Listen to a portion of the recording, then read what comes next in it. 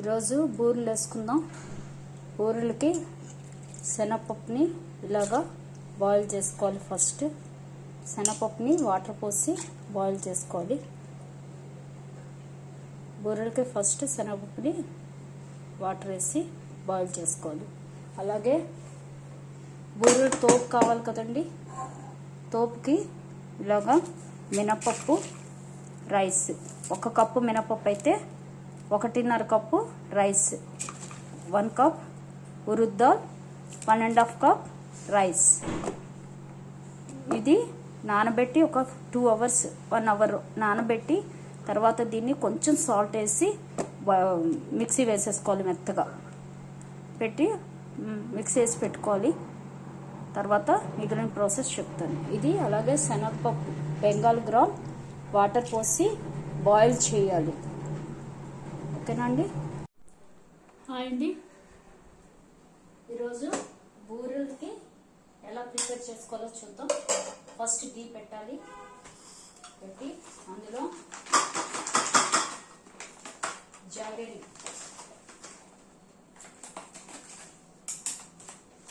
జాగరిని వేసుకోవాలి. చూసారు కదా, ఇలా ముక్కలు తీసేసుకుని వేసేసుకోవాలి. జాగరి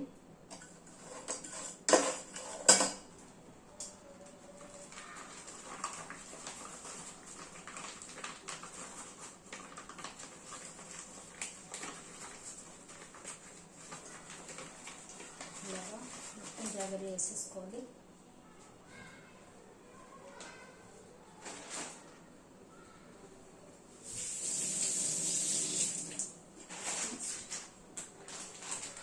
కొంచెం కలర్ సరిపడి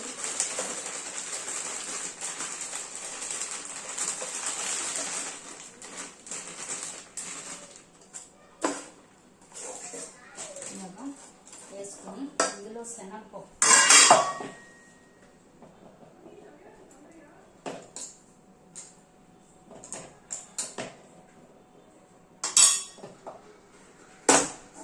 చూసారు కదా, బాయిల్ చేశాను కదా, వాటర్ పోసి బాయిల్ చేసిన శనగపప్పు ఇలా మెత్తగా చేసేసుకోవాలి. శనగపప్పుని బద్దల్లో లేకుండా ఇలాగా మెత్తగా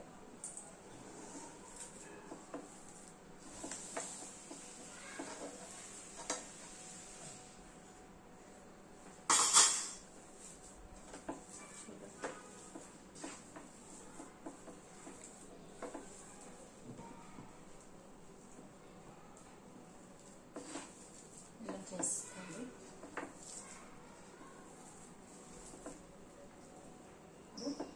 కలపాలి.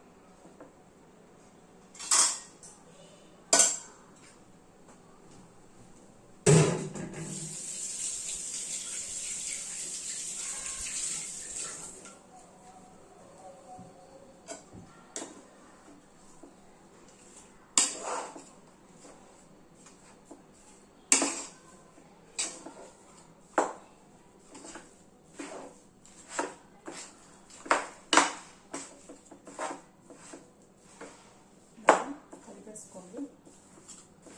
పప్పు బెల్లం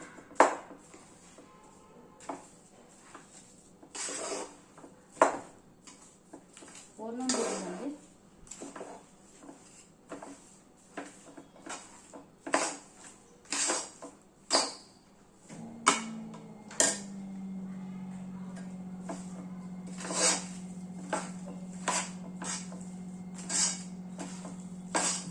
పాకం వచ్చేటట్టుగా చక్కగా నీట్గా చేసుకుంటే పాడవకుండా ఉంటాయి.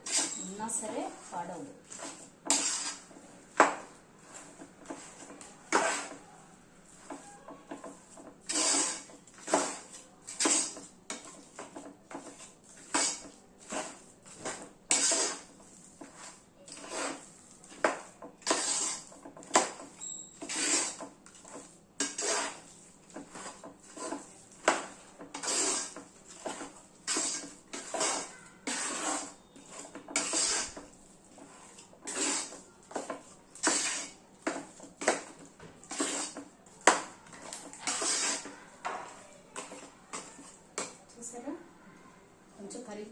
పలచబడిపోద్ది.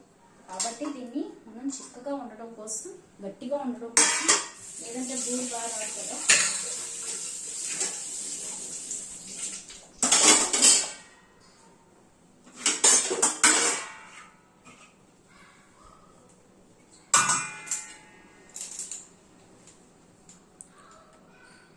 కలుపుతూ చేసుకోవాలి. ఇది దగ్గర పడే వరకు కలుపుతూ ఉండాలి. చూసారు కదా, బెల్లం వేసేటప్పటికి, జాగరి వేసేటప్పటికి ఇలాగా పలుచగా అయిపోద్ది. ఇప్పుడు దీన్ని దగ్గర పడే వరకు ఇలా కలుపుతూ ఉడికించాలి. దగ్గర పడిపోవాలి ఇది బాగా. బూరెలు కదండి, ముందు అయ్యే వరకు ఇలా చేయాలి. కావాలనుకున్న వాళ్ళు ఇందులో యాలకుల పొడి వేసుకోవచ్చు, కార్డమం పౌడర్ వేసుకోవచ్చు. నేను గీ వేసాను. కావాలంటే జీడిపప్పు అవి కూడా వేసుకోవచ్చు. కానీ జీడిపప్పు అవి వేస్తే గమ్ముని బూరి విడిపోతుంది. దానికోసమని ఇలా కూడా చేసేసుకోవచ్చు. ఇది దగ్గర పడే వరకు వేయించాలండి. ఇంకొకటండి, ఇలాంటివి కలపడానికి మనకి గరిటెలు పట్టుకన్నా ఇలా చెక్కతో కలిపితే తేలిగ్గా ఉంది. ఇది మనం గరిటెలో వాటితో కలిపితే ఈ ప్లేస్లో నొప్పి వచ్చేస్తుంది. కానీ ఇలా చెక్కతో కలిపితే అసలు నొప్పే లేదు, చక్కగా ఉంది హాయిగా. లేదంటే ఇది ఇలా కలపాలంటేనే చేయి నొప్పి వస్తుంది బాగా. సరేనా, దీంతో ట్రై చేయండి. చూసారు కదా, ఇలా దగ్గర పడిపోయే వరకు వేయించుకోవాలి. చూసారా, దగ్గర పడిపోయింది, ఇంకా దగ్గరికి వచ్చేస్తుంది.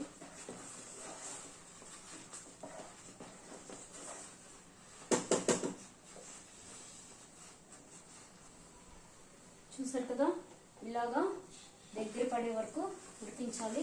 చూడండి, గిన్నెని కూడా వదిలేస్తుంది. ఇలాగా చూడండి ఎంత నీట్గా వచ్చేస్తుందో, కనిపించిందా? ఇంకా చూడండి, కలుపుతుంటే గిన్నెని వదిలేస్తుంది. చూసారా, అది గిన్నె కూడా నీట్గా వచ్చేస్తుంది. అంతవరకు ఇది వేయించుకోవాలి. మనకి గిన్నె కూడా వదిలేస్తుంది చక్కగా నీట్గా. చెప్పాను కదండి, ఇలా వేయించాలంటే మనకి స్టీల్ వాటర్తో అవ్వదు. ఇది చాలా బాగుంది, చక్కది. ట్రై చేయండి. అసలు చేయి నొప్పి మనకి స్టీల్ది పట్టుకుని ఇక్కడ చేయి నొప్పి వచ్చేస్తుంది. ఫస్ట్ నేను స్టీల్ది పట్టుకునే మళ్ళీ దీనిలోకి దిగాను. ఇలా ట్రై చేయండి. చూసారా, అంతే. ఇలా దగ్గరకు వచ్చే వరకు వేయించేసి ఆపేయాలి. ఇంకా దగ్గరకు వచ్చేసిందండి. ఇది చల్లారితే మనకి చక్కగా వండొచ్చేస్తుంది. సరేనండి, ట్రై చేయండి. ఇప్పుడు తోపు మిక్స్ చేసుకుందామండి. లోపల పూర్ణం చేస్తాం. తోపుకి మినపప్పు, బియ్యం, కొంచెం చిన్న సాల్ట్ వేసి తోపు మిక్స్ చేసేసుకుందాం. అండి, ఇప్పుడు బూరెలు వేసుకుందాం. దానికి ఇలాగా మినప్పిండిని రెడీ చేసుకోవాలి. చూసారు కదా, ఇలా మినప్పిండి దోసల పిండి లాగా, చూడండి, ఇలా దోసల పిండి లాగా రెడీ చేసుకోవాలి. ఆల్రెడీ పప్పు నానబెట్టి చూపించాను కదా, ఇది దోసల పిండి. అలాగే ఇలాగా పూర్ణాన్ని ఇలాగా ఉండలు చేసుకోవాలి. చేసుకొని ఇప్పుడు ఈ పూర్ణాన్ని చూడండి, ఈ పూర్ణం బూరెలు, ఈ పూర్ణం ఉంది కదా, అది ఇందులో వేసి ఇలాగా 3 వేలతోటి అంతే. ఇలా 3 వేలతోటే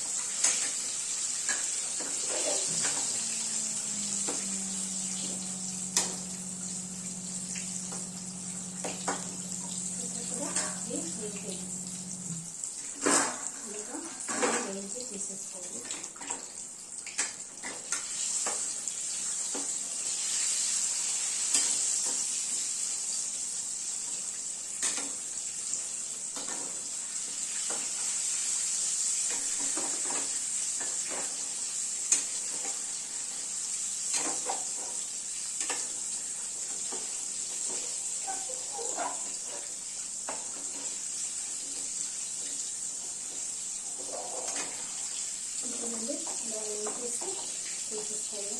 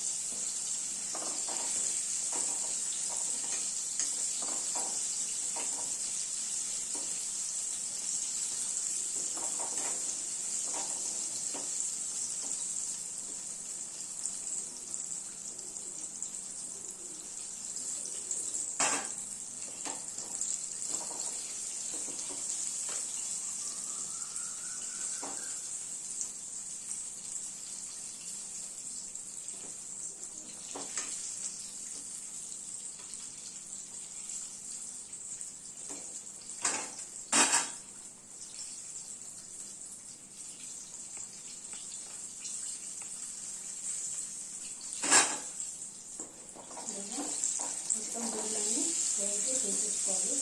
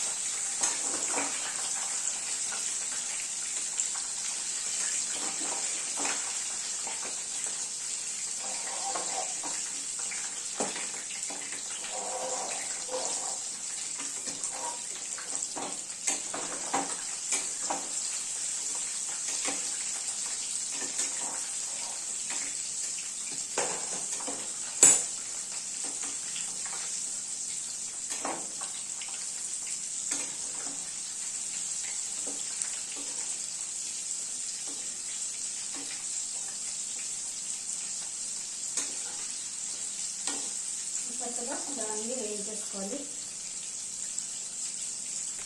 చూడండి గుళ్ళు బాగా వచ్చాయి కదా. చూడండి